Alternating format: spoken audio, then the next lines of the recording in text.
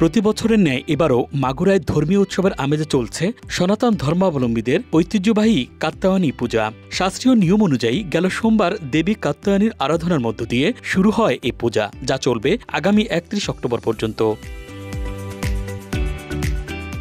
তবে পূজা শুধু ধর্মীয় আচারে সীমাবদ্ধ নয়। এই উৎসবকে ঘিরে মাগুরায় সৃষ্টি হয় অনন্য ঐতিহ্যবাহী উৎসবমুখর পরিবেশ। প্রতি বছরের মতো এবারও কাত্যায়নী পূজাকে কেন্দ্র করে বসছে বিশাল কাত্যায়নী মেলা, যা চলবে প্রায় 1 মাস। মেলায় প্রতিদিন উপচে পড়া ভিড় থাকে সকাল থেকে রাত পর্যন্ত। এখানে পাওয়া যায় গৃহস্থালির সামগ্রী, কাঠ ও বাঁশের তৈরি আসবাবপত্র, শিশুদের খেলনা, রকমারি পোশাক, শাল, কম্বল, কসমেটিক্স, হস্তশিল্প ও অলংকার সহ নানা ধরনের বাহারি পণ্য।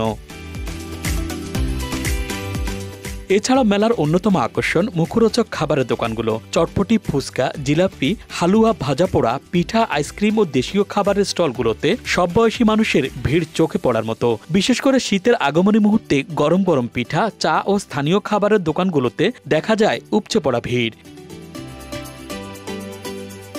স্থানীয়রা জানান, মাগুরায় কাত্যায়নী পূজা শুধু বাংলাদেশের নয়, এশিয়ার অন্যতম বৃহত্তম পূজা উৎসব হিসেবে পরিচিত।